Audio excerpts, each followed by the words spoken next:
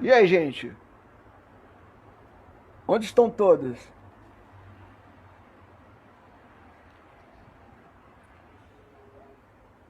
Opa, voltamos. Acho que teve um problema monstro de conexão aí que sumiu tudo. Sumiu tudo. Cadê esse povo? Deve ter todo mundo indo pro banheiro agora.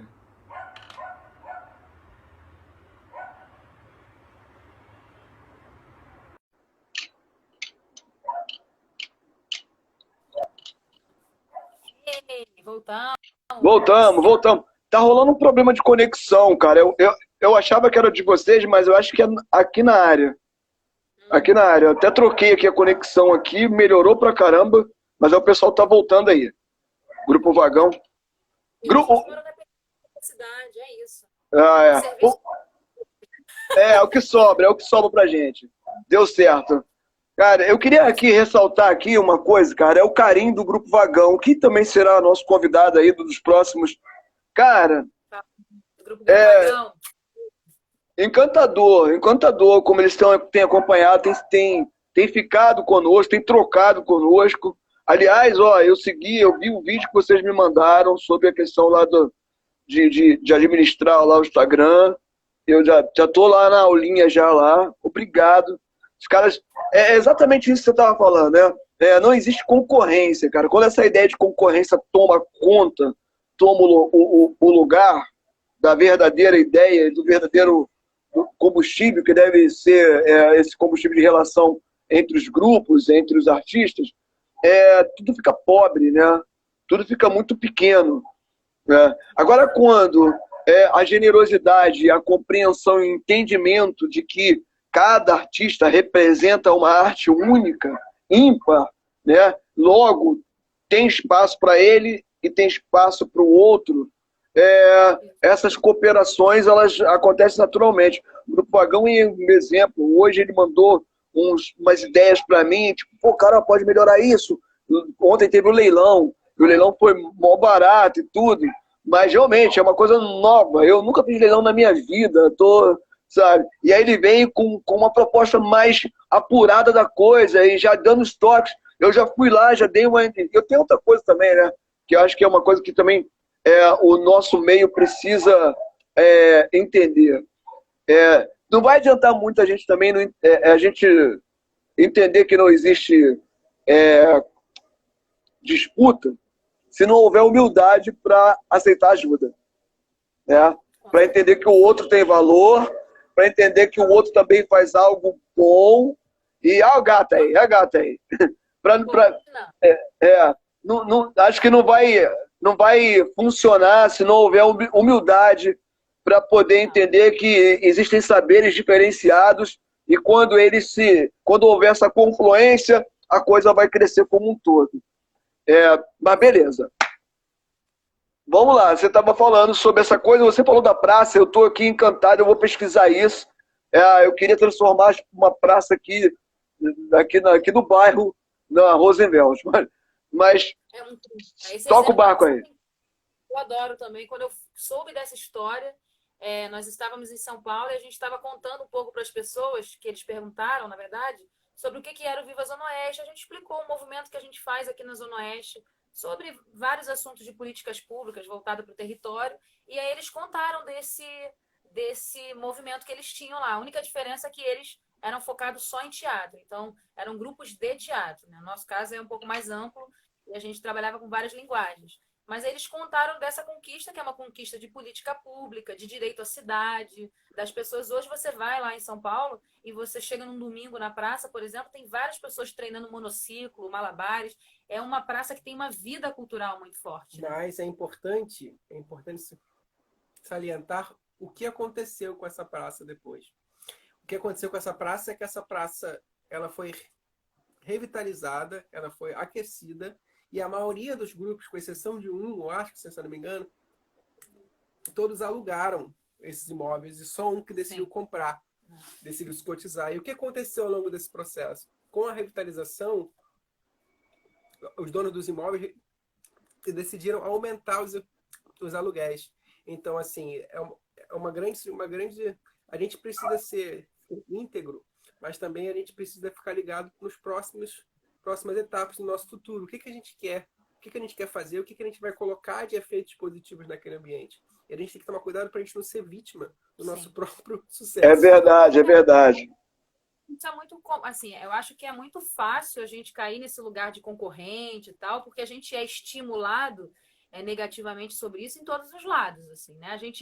O mundo, eu li um texto recente de uma mãe falando sobre isso. O mundo aprendeu a se angustiar, né? A gente aprendeu a se angustiar. A gente aprendeu a se sobrecarregar, a encher os nossos dias de muitas atividades, a se exigir, exigir ter um tempo muito produtivo. A gente tem que falar 5 idiomas, a gente tem que fazer aula de pilates. Agora, na quarentena, eu tenho que fazer alguma coisa. Calma, é um desespero. Aí eu tenho que dançar. Entendeu? Então, quando a gente percebe que pode ser isso, mas pode também não ser, aquilo até para o ócio, né? Deram o nome do ócio criativo, ou seja, já botaram uma ação no ócio, né?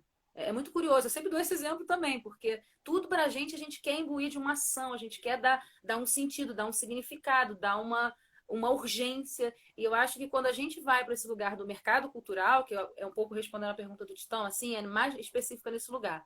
O mercado tem uma forma de agir, de se posicionar, e eu acho que não existe receita de bolo, respondendo a pergunta do Titão, assim, como é que vocês dialogam com as empresas e tudo mais? Para mim não existe receita de bolo. O que existe é muito você estar afinado com o seu propósito de vida, o seu propósito de companhia, de grupo, de projeto, seja o que você acredita no projeto que você está executando. Mas quando você ultrapassa esse lugar do que é a sua verdade, quando você vai ver, você está, sei lá, fazendo uma reunião para vender um projeto e você para e se pergunta, mas por que eu estou fazendo esse projeto? Então, eu acho que tudo que vai para esse lugar não vale a pena.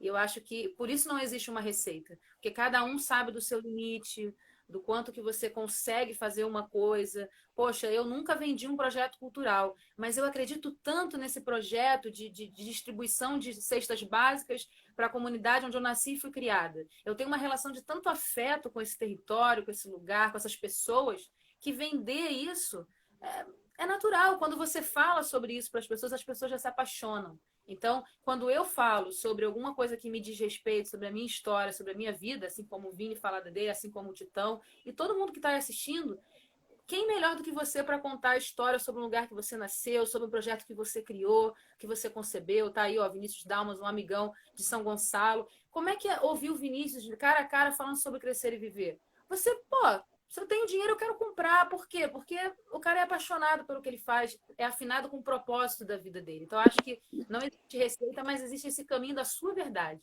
Mas o que a gente não pode é se perder na verdade dos outros.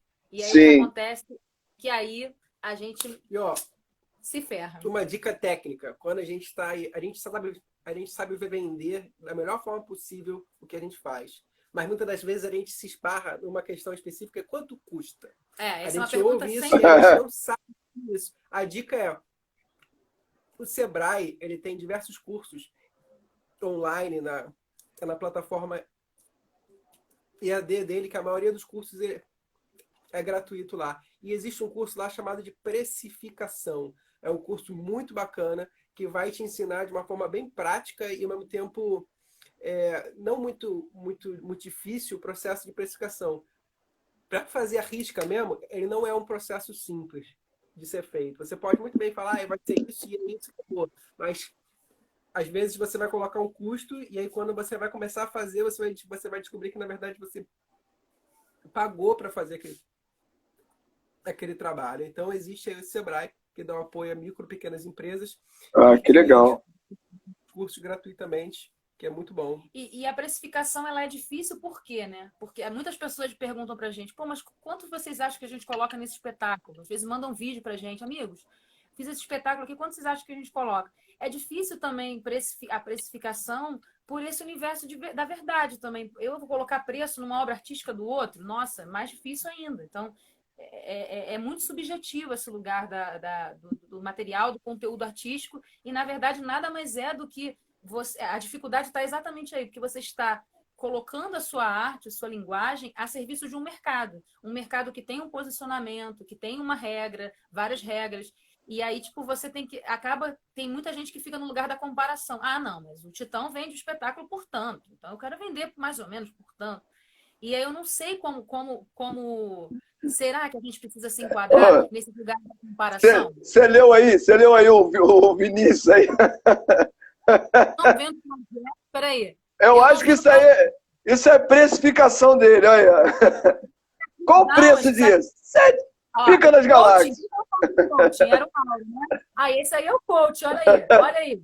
Eu não vendo projeto, eu dou oportunidade de empresas colarem numa parada pica das galáxias. Se não rolar, quem perde é ela. Exatamente isso, né? O Vinícius traz uma coisa rindo aqui, engraçado, mas é isso.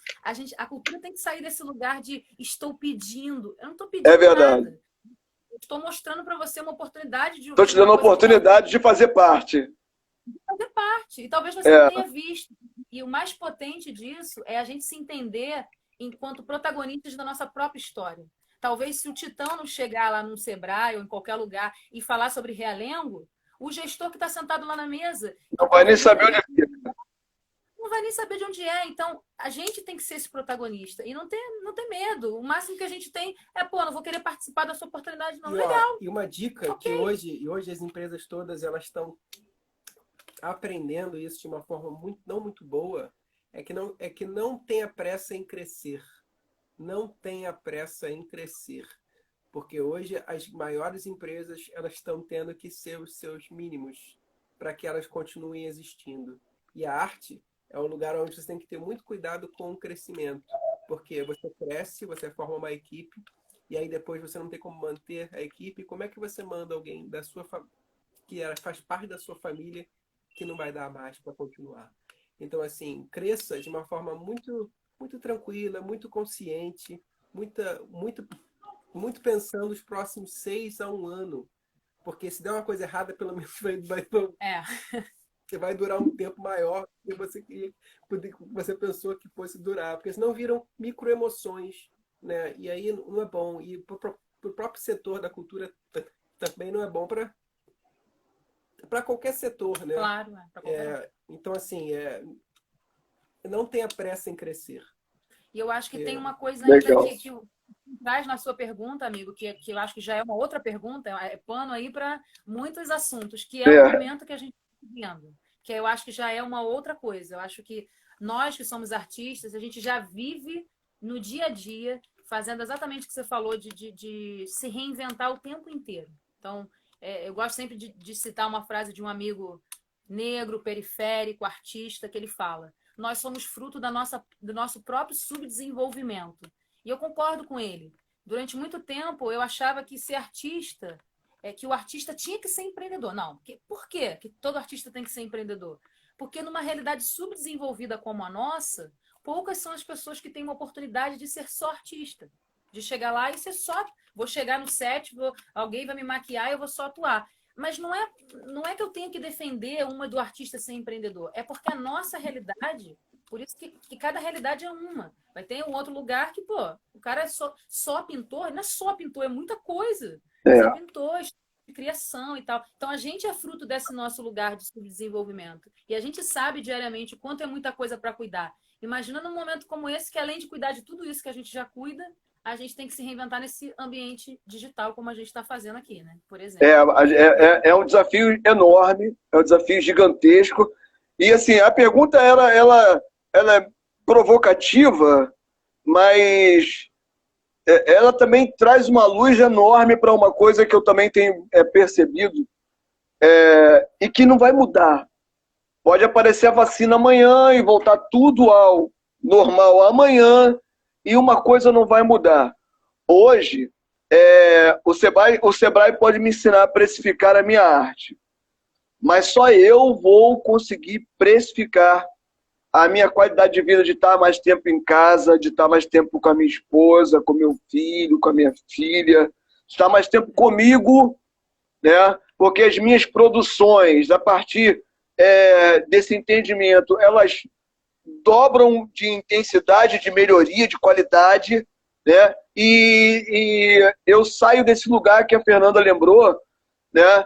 De agonia, porque eu gosto de tentar tirar lições disso tudo, e eu vou te falar, Isso também está revelando para a gente que a gente chegou num patamar de escolha de vida insuportável, sabe? O infarto era o que sobrava para a gente. Sim. Porque, vamos lá, vamos pro Pilates, vamos malhar, vamos ficar bom, vamos ficar gostoso, vamos ficar gostoso, vamos ficar coxudo, bundudo, e ainda vamos falar 3 línguas, e ainda vamos saber administrar isso, vamos ter um pet bonitinho, meu cabelo tem que estar impecável. Cara, esse lugar de perfeição imposta pela loucura, né, que virou a nossa sociedade, precisava de um freio. Uhum. Porque, eu vou te falar, se a gente não parasse por causa do Covid, a gente ia parar por causa de outra coisa. E como assim, tem um momento trágico da minha vida, eu vi alguém morrer de infarto. Eu vi alguém morrer de agonia. Morreu nos meus braços. A minha mãe. Ela morreu de agonia, porque a vida chegou num ponto que não dava mais. Né? E aquela lição ficou aqui na minha cabeça. E a humanidade estava caminhando a passos largos para uma agonia insuportável. Né? Hoje nós estamos em casa, e como o Márcio bem diz na live dele, nos papos que ele está tendo, né, cara? Para que te serve o teu relógio de ouro? Para que te serve o teu carrão? Para que te serve a tua roupa de marca? Para que te serve tudo isso que você angariou? Para que te serve? Você abre agora o teu guarda-roupa, está cheio de marca cara lá, que não serve de nada. Se duvidar, daqui a pouco vai virar pano de chão. Então a gente parou, deu de cara com a realidade, e a realidade está dizendo para mim, para você, para todo mundo, que quando a gente sair desse momento de pandemia, esse momento de confinamento, a gente não vai poder esquecer a grande lição, de que talvez a gente não precise de 90% do que a gente achava que precisava antes da pandemia.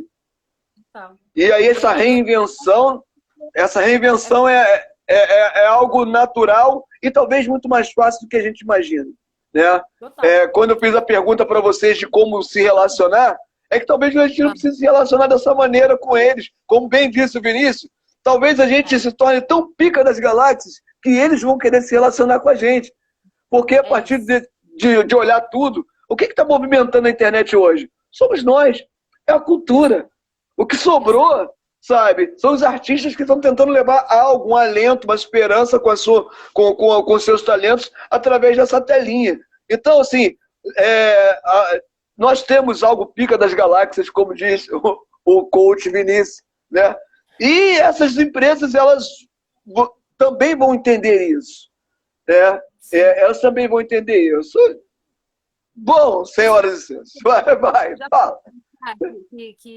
Bem interessante você ter falado sobre isso, porque o que eu fico pensando sobre a reabertura dos comércios, a reabertura das lojas, de tudo que as pessoas querem, entre aspas, voltar ao normal, né? Essa coisa, essa ansiedade, eu acho que muita urgência econômica de grandes líderes e tudo mais, de governo e tal, para se fazer isso, é justamente porque eles têm medo de que a sociedade perceba quais são os serviços que a gente corria e são inúteis. A gente está percebendo quais são as coisas que a gente consegue ficar sem, de boa, que estão aí fechadas, não estão funcionando, e a gente está vivendo sem. Agora eu pergunto para você, a gente está vivendo com a nossa sanidade bem, tudo bem, sem ouvir uma música, sem ver um filme? Então, de fato, esse momento está nos fazendo ver, de fato, quais são as urgências. E as urgências emocionais, que todo mundo está sendo atravessado por muitas coisas, cada dia, um dia de cada vez, né? Mas o que acontece é que essas coisas que eles estão desesperados querendo reabrir é porque eles estão preocupados com o consumo. E eles estão com medo de que a gente abra os olhos para ver que tem muito serviço que é inútil, que a gente não verdade. Fê, pra tu ver, tem uma coisa. Quem tá falando aqui é um cara que antes da pandemia estava sofrendo de ansiedade. Antes da pandemia, eu estava tendo crise de ansiedade. Eu cheguei a ter quase crise de pânico de não querer sair na rua. Eu talvez fosse o mais sadio de todos e não sabia. Que quando começou a pandemia, eu não me lembro mais da crise de ansiedade, muito pelo contrário. Muito pelo contrário, eu percebi que eu estava chegando no pico dessa coisa louca, da agonia, né? De ter que prestar conta de um script social absurdo que a humanidade estava perecendo e não percebia. Agora nós estamos vendo aí, eu vi uma entrevista hoje de um cara entendido da área, falando que aumentou em muito as doenças de ordem psicológica, psiquiátrica, a necessidade desses médicos começou a ser fazer, porque a gente também não sabia disso. Na verdade, não aumentou muito, não. Estava mascarada, porque essas pessoas elas estavam escondidas atrás dos seus carrões, das suas roupas bonitas, das suas maquiagens, do seu corpão feito lá, esculpido na academia, e o dia que tirou isso deles, o dia que isso não pôde mais virar uma moita social, o cara pirou. Então a gente vai viver um momento de reinvenção, mas não é dessa reinvenção que a gente começou a falar, reinvenção de como é que eu vou ganhar dinheiro, não. Mas é uma reinvenção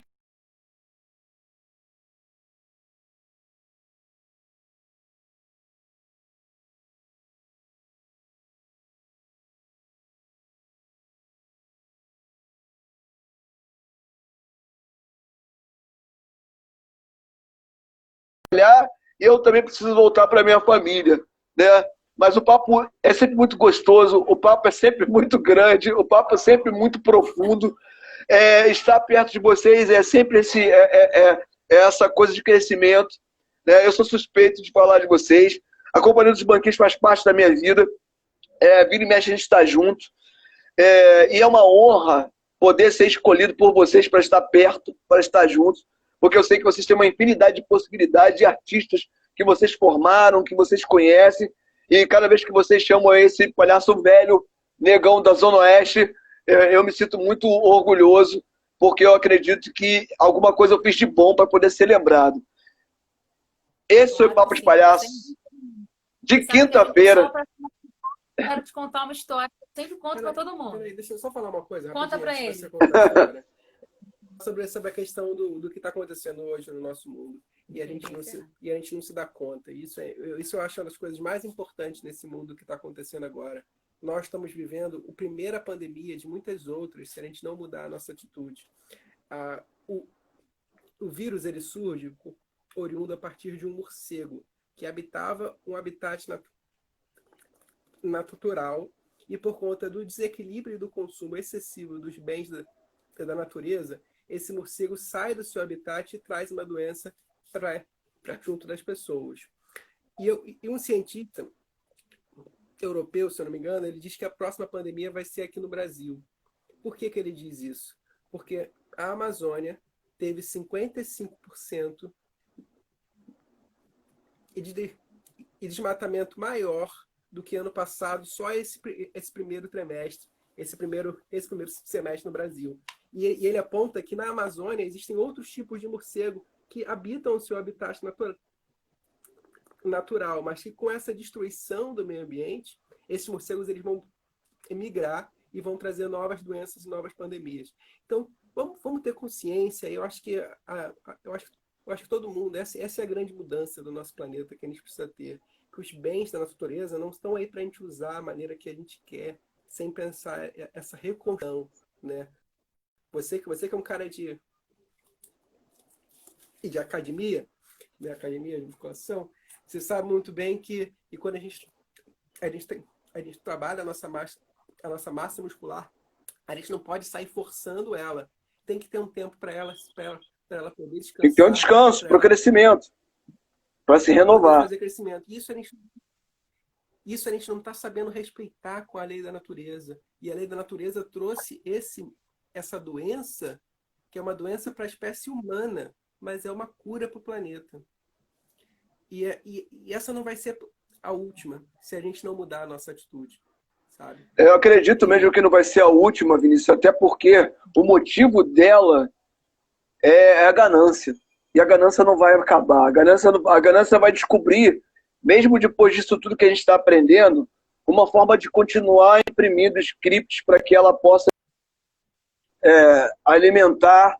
E é bem capaz de acontecer realmente uma outra pandemia aqui, porque eles não vão parar de desmatar, eles não vão parar de abrir espaço no meio da natureza para os seus empreendimentos, Porque para eles não tem limite, para eles, infelizmente, a coisa não vai acabar. A conta bancária não tem limite, né?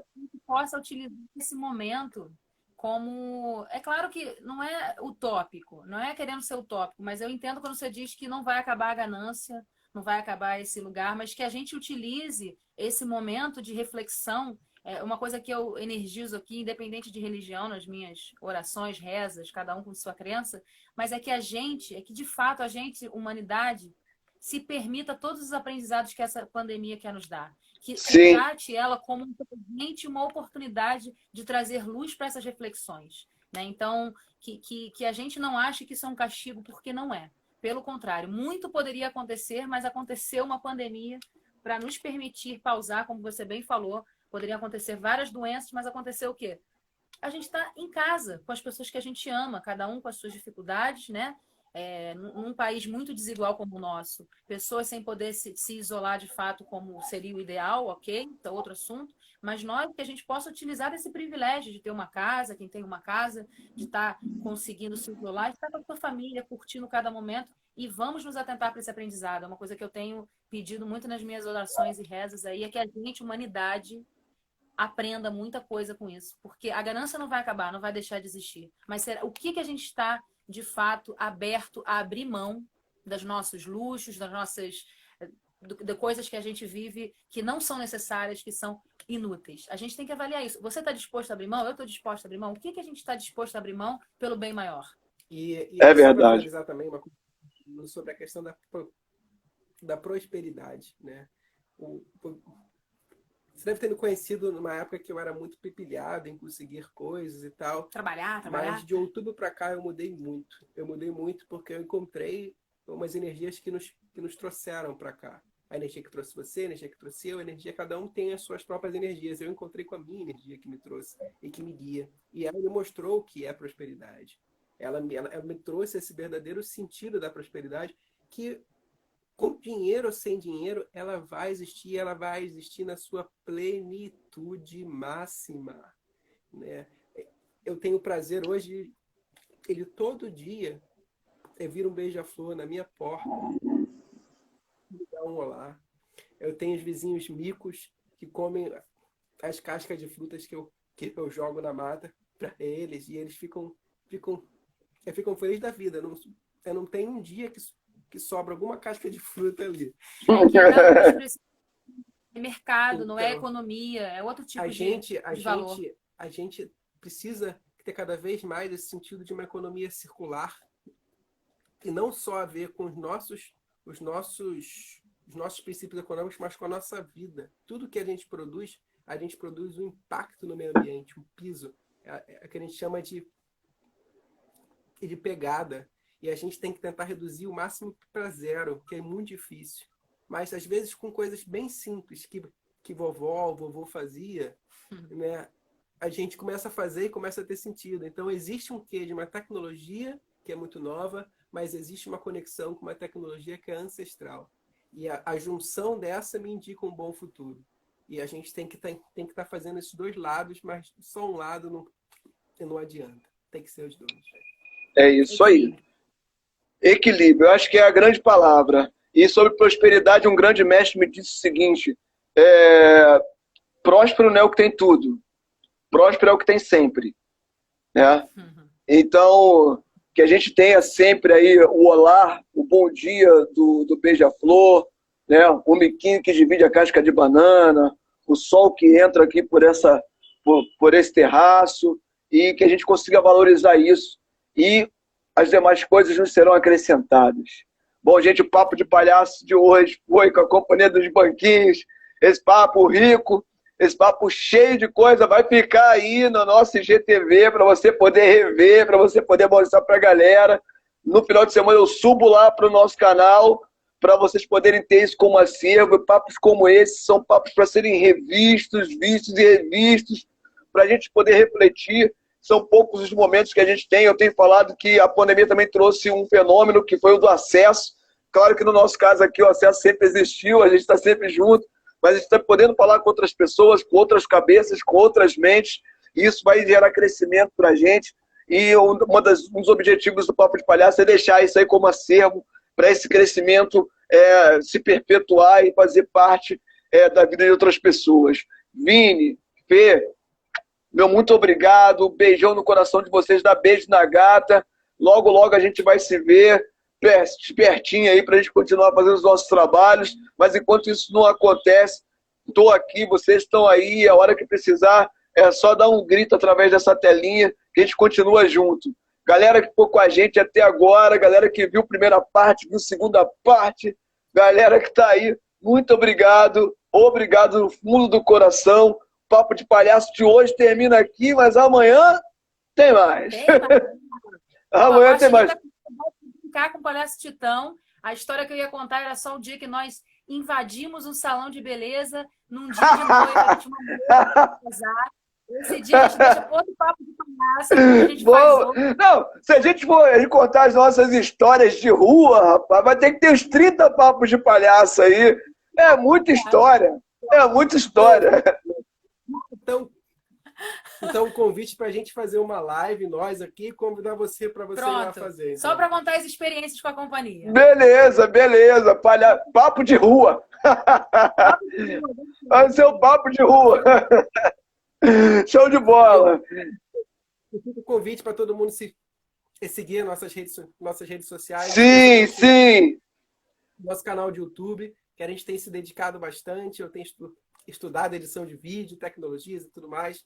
E a gente vai ter um bocado de coisas bonitas. Gente, se inscreve no canal YouTube Cia Dois Banquinhos, Instagram, Facebook, dá essa força aí, investe na cultura. Aliás, finalizando, senão a gente não para nunca. É importante todo mundo se atentar que a gente está fazendo uma votação da Lei Emergencial de Cultura para todo o Estado e todo o Brasil. Então, hoje estava sendo feita essa votação, mas passou para terça-feira, dia 26. Se você conhecer algum deputado federal, liga para ele e fala que ele tem que votar. Eu não conheço não, mas eu vou me apresentar para eles. Muito bem. Emergencial de Cultura. Procurem saber, hein? Beleza. Galera, muito obrigado. Papo de Palhaço. Foi com esses queridos aí, foi muito bom. E é isso aí, siga as redes sociais, vai lá no YouTube e segue o canal deles. Segue o nosso também, tá? Segue a gente no Instagram, segue a gente no Facebook, dá uma força pra gente poder se estabilizar e continuar fazendo esse lindo trabalho que a gente tem feito através da arte, tá? E a gente conta com vocês todos os dias. Agora vamos lá. A noite ainda está na sua metade. Vamos para as nossas famílias, vamos nos recolher um pouco para os nossos e que a gente se encontre amanhã. Olha só, tá um homem invisível aí agora. Era um homem invisível, cara. Esse cara é demais. Beijo, todo mundo. Papo de Palhaço amanhã. Pode dar spoiler? Dá spoiler pro pessoal. Não posso dar spoiler porque eu tô negociando. O cara demora muito a me responder, pá. Eu não vou falar quem é amanhã, não, porque eu vou perguntar se ele vai mesmo. Tá. Às 18 horas, gente. Às 18 horas estaremos aqui. Seja lá com quem for. Beijo. Até amanhã. Bom, Flávia, Sônia, Roberto, como ficou aí? Beijo, mamãe. Te amo.